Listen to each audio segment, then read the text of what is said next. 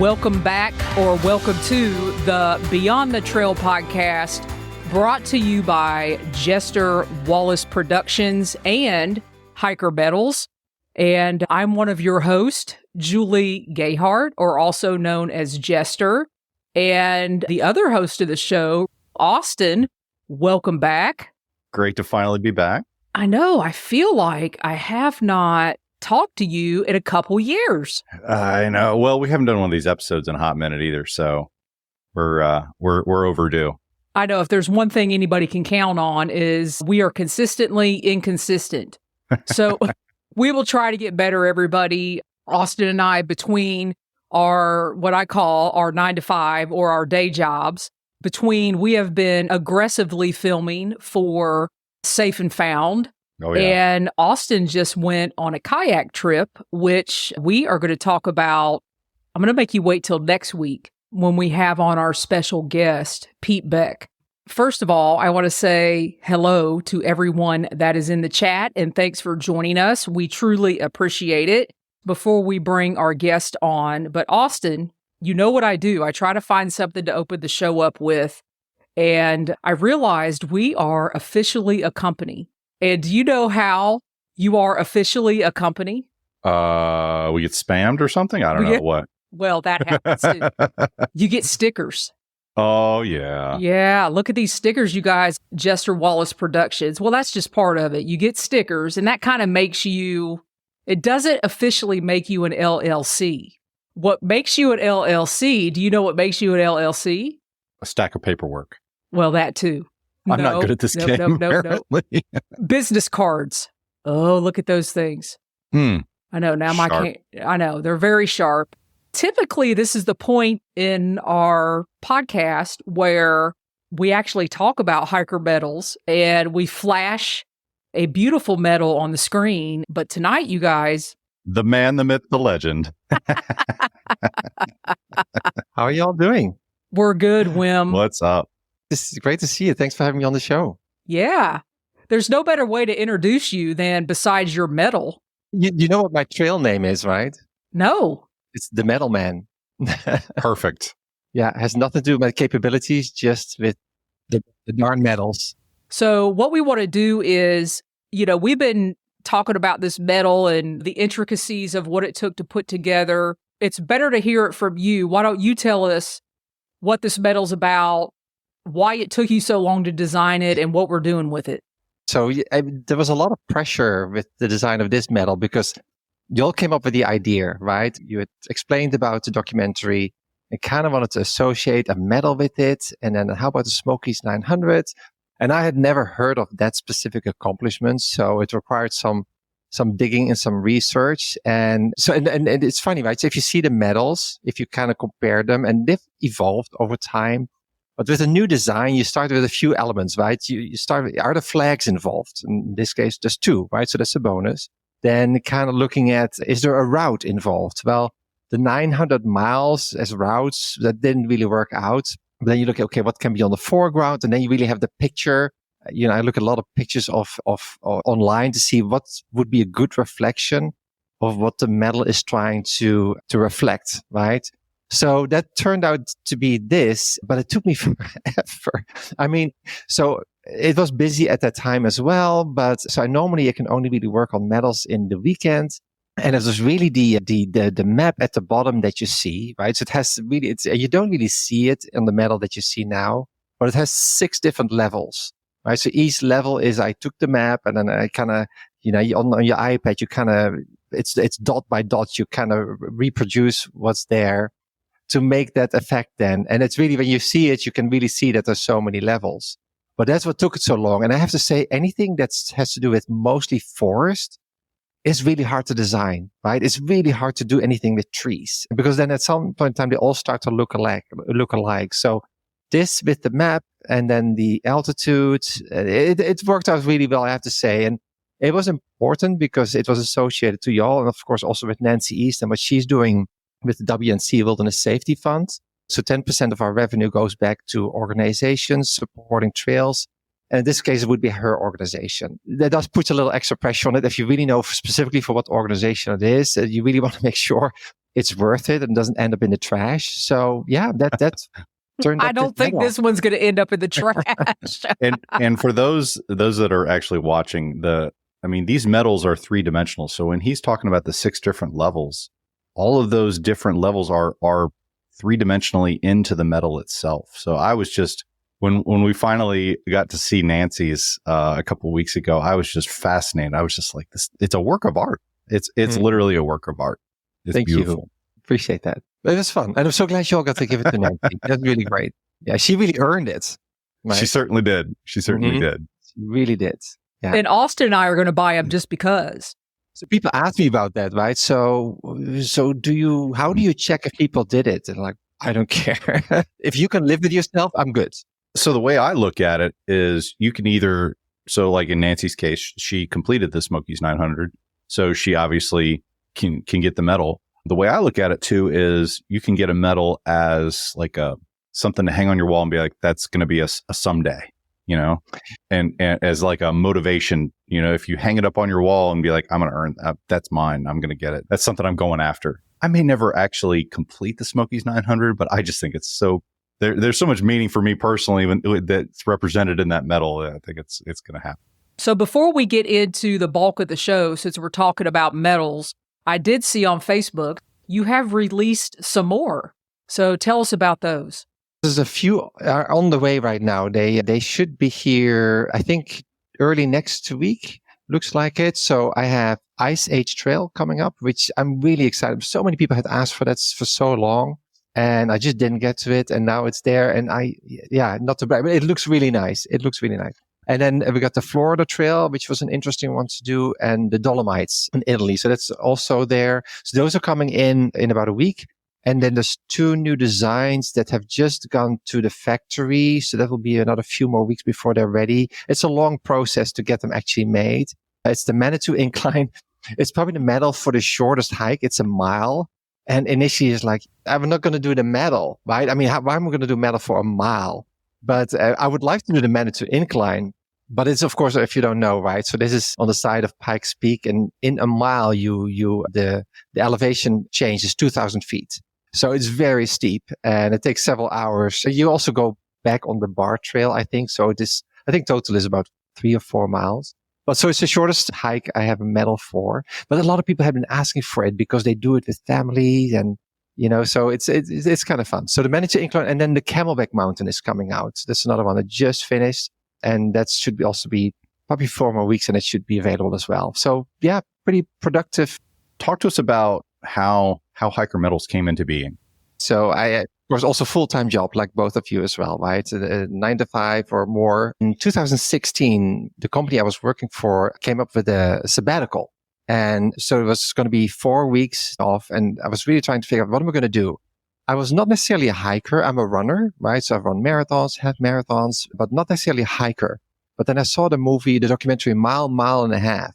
And I thought that would be something, because you really want to do something that recharges your battery instead of just doing chores at home, right?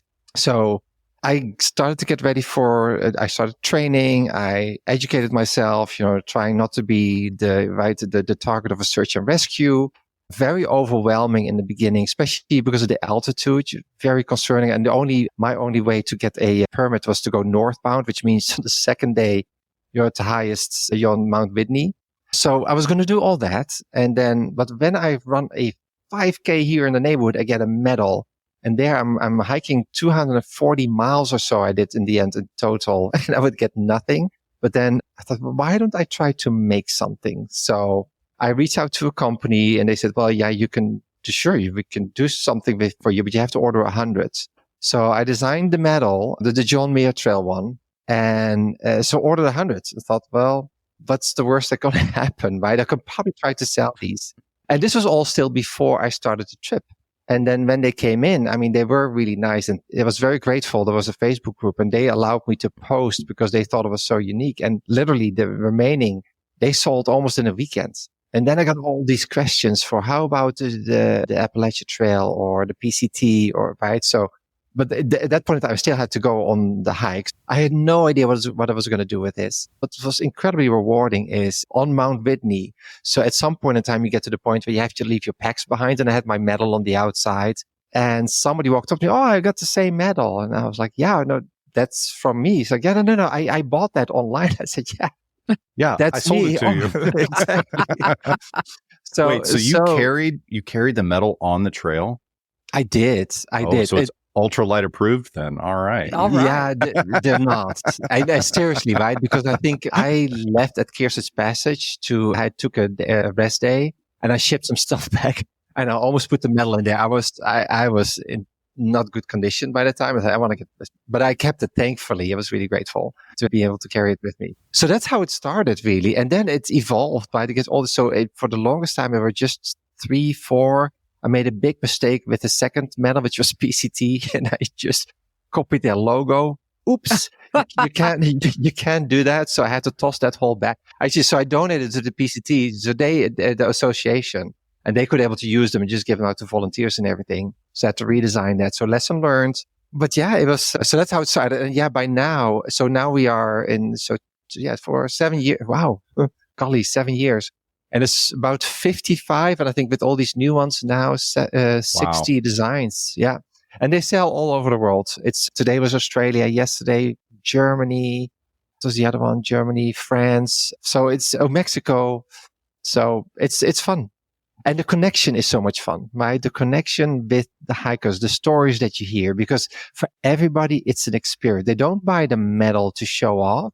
It is to commemorate something, right? A unique experience in their life, which was the JMT, because I've not done a hike like that since then. I may not think about it daily, but it comes pretty closely.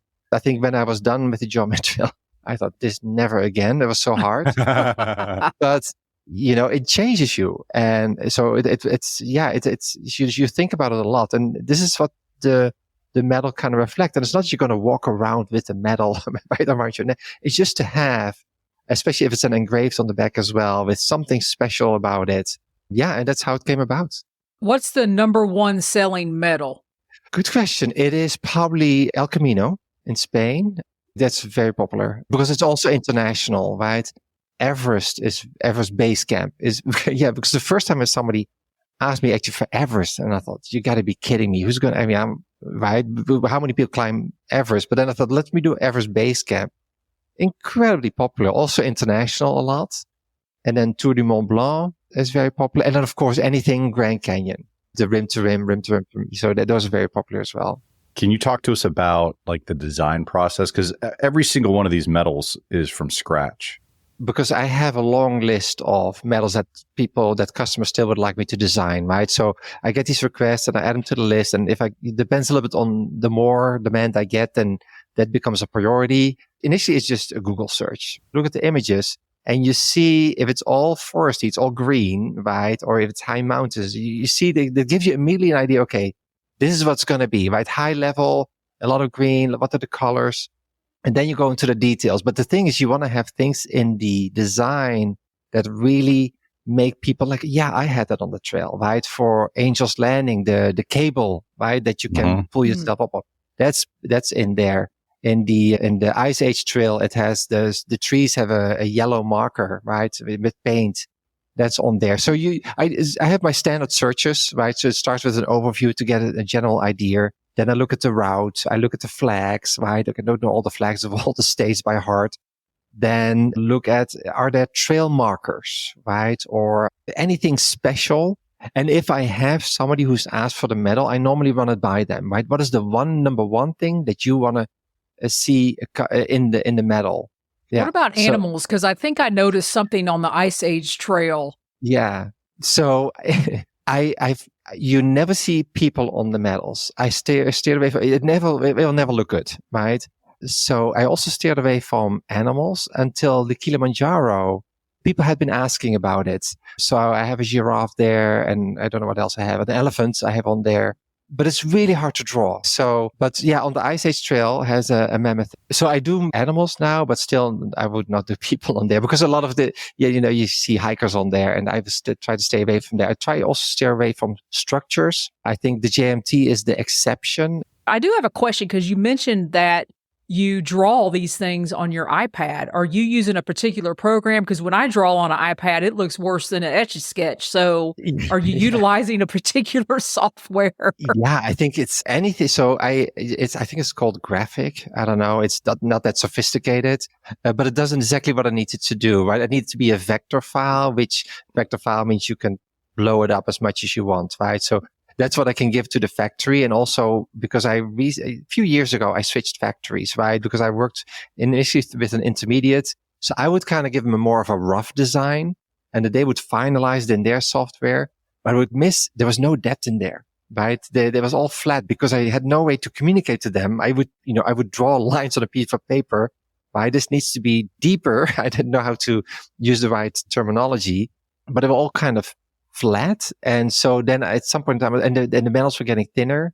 So then I went straight to the factory. And now with this software, I can specifically say, because everything has a different layer. And so this is it starts at it's at least 4 millimeters always, right? So that gives it the heavier weight, but sometimes a little thicker as well.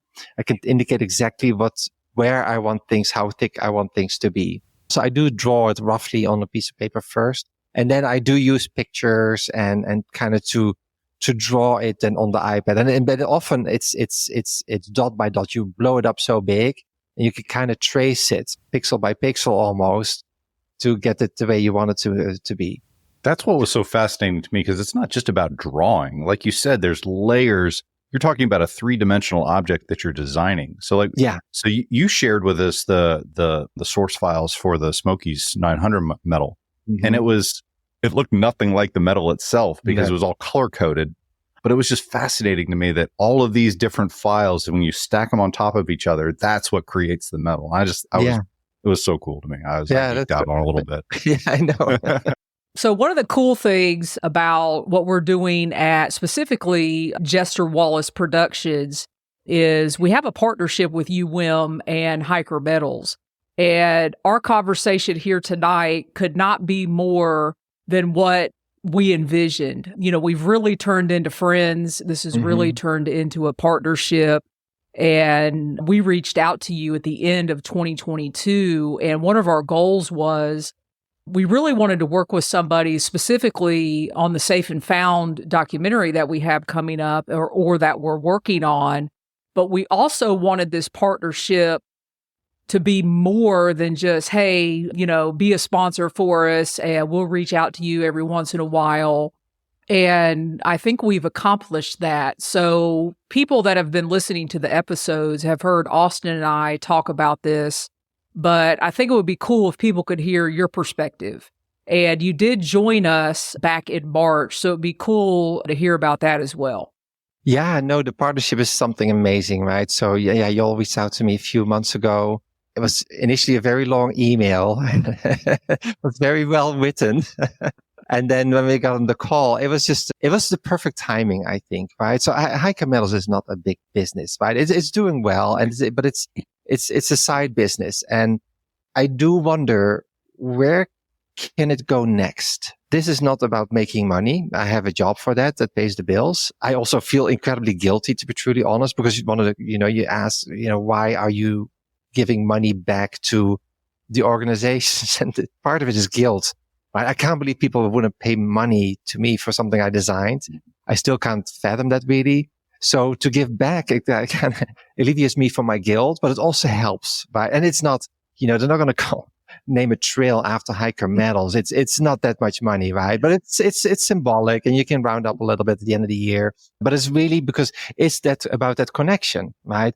I'm not here to make money off of all these trails. It's about giving back, and people that buy the metals, I want them to feel good as well. Okay, that you buy it, but you're giving back, right, to the trail that you clearly care about. And almost all of the US trails, I think about 50% have dedicated beneficiaries, and others more generic. So, but when you reached out, I was to the point, what's next? And it was perfect timing. And I think I have no idea. And again, it kind of had to evolve, and it was not like a bullet list. This is what you're going to get, right? Or this is what we try to accomplish. I think it was the connection that we had, of course, with Jester, with you, Julie, and with Austin. And then just what you were trying to accomplish. And of course, the documentary, which I'm definitely very fascinated by and can't wait to see the end result. So the timing was just perfect. And it's been where y'all have been so great and so supportive. And again, it's not about the sales that this would generate. It's about the connection with y'all, with, your listeners. So the time was great. And I'm, grateful for this opportunity. And love being here and love the connection. Your family has grown as well with Nancy and the Haywood County Search and Rescue Team. And you had the opportunity, you and your wife flew up for the weekend from Texas and met us in Western North Carolina. Walk us through, your thought process on that. And you know what? Maybe Austin, set the stage on what that day was. Why did Wim meet us and what were we doing? So the idea started from our very first filming with Nancy and the crew the previous month. And we had sat down and talked with Mike, one of the team members. He's kind of the head honcho. I was like, I want to go out on a rescue mission. I want to film a rescue mission because I think it would be invaluable footage to try to tell the story of the search and rescue team. What better way than to tell it through an actual rescue?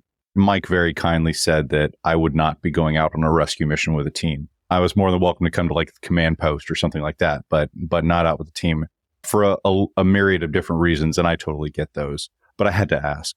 And so through that conversation, he mentioned that they were actually conducting a training event the following month where the Haywood County Search and Rescue Team, along with the Carolina Mountain Club, were doing kind of a joint thing where they're bringing in CMC folks to kind of supplement the search and rescue teams for these longer events, the 3+ day events. They're going to bring in these CMC folks and help with search and rescue. And so that was the premise for the event. And then the scenario is that Nancy was going to be the lost hiker out in the woods, and these teams were going to go out in the woods and try to find her. And so we threw it out there, and quite honestly, when I didn't, we put it out there, but I was like, he lives in Texas. There's no way he's going to be able to come. So we were actually overjoyed when you were like, yeah, I'll be out there. I was like, awesome. So tell us about, from your perspective, because we threw a bunch of stuff at you. Yes, it was great. I mean, Laura, my wife, joined me as well. It was a great opportunity to meet you both and kind of, talk a little bit about what we were doing. And I'm fascinated by search and rescue, right? So when you think about search and rescue, all you initially may think about, at least I did, was the helicopter you see flying over, right? Picking up somebody and leaving. That's not it, right? It's the search part. That is the hardest part, most likely. And we're also hoping to avoid it. And, we're doing everything we can with hiker safety to try to not need that. But it's great to know that if you need it, it's there. I was in awe that day. The amount of people that were involved and the logistics just to get a command center set up and all the equipment that gets involved. They had it all set up. Because I thought it was just a training event, right? With people, I don't know, get some instructions and they all go do their thing. But it was so well coordinated. It was like a real event and so many volunteers, right? And that's what it takes. Unbelievable. But indeed, the search aspect of it was incredible. And it was also pretty clear that we could not go with the actual search and rescue. Austin, you were able to go, right? That was awesome. I had to sell my soul, but yeah. It was so fascinating to see the organization. And then they had different groups, right? They were all going to do different things, but we were able to listen in how the groups were getting organized. The volunteers don't know each other either, right? So they had to, first of all, also make sure that they wouldn't lose anybody on the trail. The procedures they put in place to make sure that they don't lose anybody. And then also, because something happened that day, and you may better, Julie, to recollect exactly what happened, but there was some kind of a miscommunication that happened, right? But because of a small event or maybe not following protocol, what can happen clearly, which I think almost happened, is where the search and the volunteers are very close to the actual targets, right? We don't call it a victim, right? But target, without finding them, right? Because of whatever reason. It was very interesting. I was very honored that we could see that from so close by and witness it and see how they did the rescue. Things were so chaotic back at command post it would get chaotic and then it would calm down. It would get chaotic when they would hear from one of the teams. And then I was able to be inside the command post, hearing all the chaos, and they were getting coordinates and various things were happening. So it was a really, really good day. Yeah, so that was an absolutely very memorable day, and it was great. It was really great weekend. Yeah, and then the very next day, you guys flew out, went home, and were probably collapsed when you got home. Yeah, exactly. It was a short trip, but it was really worth it. Yeah, I met great people. Yeah. Wim, I mean, honestly, we cannot thank you enough for what you're doing, for what you're helping us do. So the honor is all mine, and I appreciate it. It's been so much fun, and so much more to come. So I don't think I have any more questions, Wim. Austin, is there anything else you can think of? No, Wim, any final thoughts or anything like that before we close it out? No, thank you for having me on the show. Love being here. So great seeing you both. I'm just super excited about what we're going to be able to do together. So good things. I do have a parting thought. Again, because we are consistently inconsistent, we are going live next Thursday again with the River King, Mr. Pete Beck. So we are taking a departure. We're an equal opportunity podcast. So yes, we even are. Though we say Beyond the Trail podcast, we like to talk to folks from all outdoor venues. So if you're on YouTube and you paddle any type of watercraft, you probably know the River Kings. Pete's a good friend of mine, and he has agreed to come on the podcast and talk about the River King community and all the great things that have come from that. All right, you guys. As always, we truly appreciate you joining us. Be safe out there, everybody. In Austin, good times.